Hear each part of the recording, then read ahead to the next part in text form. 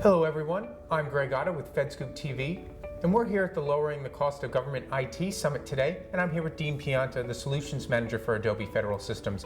Dean, thanks for joining us today. Thanks for having me, Greg. So Dean, IT, as far as the government is concerned, desperately needs some modernization. How can agencies accomplish modernization while keeping cost savings down? Yeah. It's a great question. I think the cloud sets in motion several things, both short-term and long-term, as far as saving money. You know, the short-term cost of simply trading the data center in for the cloud infrastructure saves us a lot. Studies have been done, agencies in the U.S. government, saying $20 million run rate over 5 years for infrastructure to support these 50 applications. What can a large cloud provider do it for? And the number come in at $6 million. That's 70% change. You know, that's a huge savings in the short term.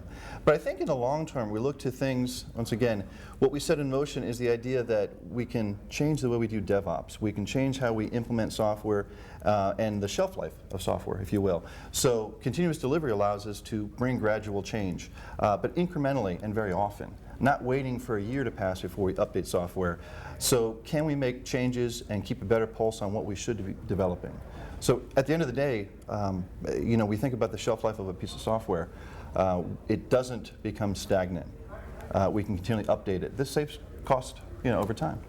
So with cloud, cloud's known as being a great efficiency tool, but can it be a force multiplier for things like cybersecurity or other sort of, you know, other enterprise features besides just sort of, you know, getting rid of data centers and getting rid of the stovepipes? It's a great point. I've seen a lot of large vendors say, hey, do more than save time and save money with the cloud. And that is a hallmark if you're an infrastructure play. But clearly beyond the infrastructure, when there's a platform, when there's a SaaS on top of that and so forth. Okay. I mentioned continuous delivery, as well as continuous diagnostic mitigation and things like FedRAMP.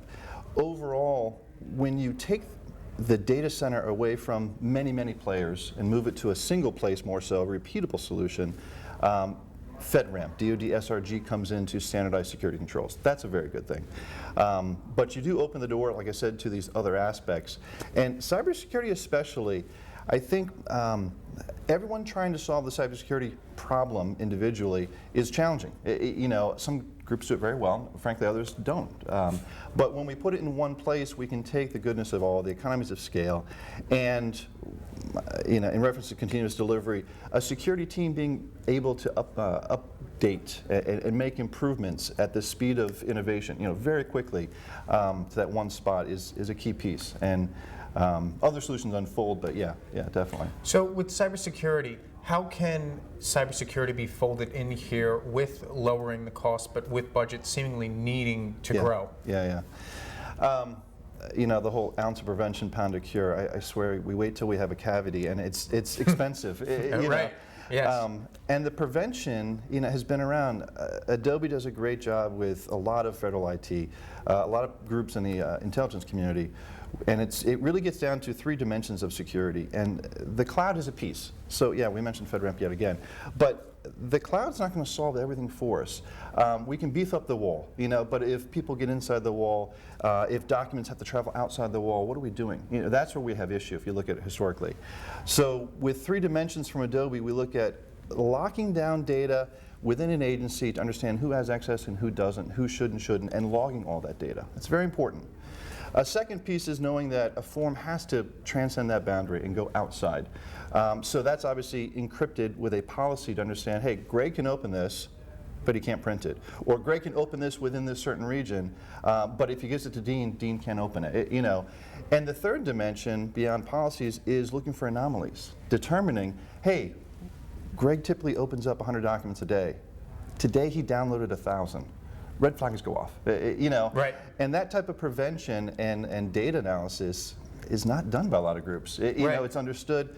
No, I don't know what I should be doing. Those are the things. But when I have a cavity, I know. You know, so. So you were talking about data there, and you know, different data points and data analysis. Big data is sort of talked about within agencies as being a customer, you know, in relation to citizen services. But can it help out with cybersecurity, and can it help out in lowering costs? Yeah, and I touched on it in that third dimension. Ultimately, data is enormously capable for looking at patterns in customer engagement. To understand, hey, you bought this, can I suggest this? You typically come in and you want this service from us as an agency. Your peers all want that.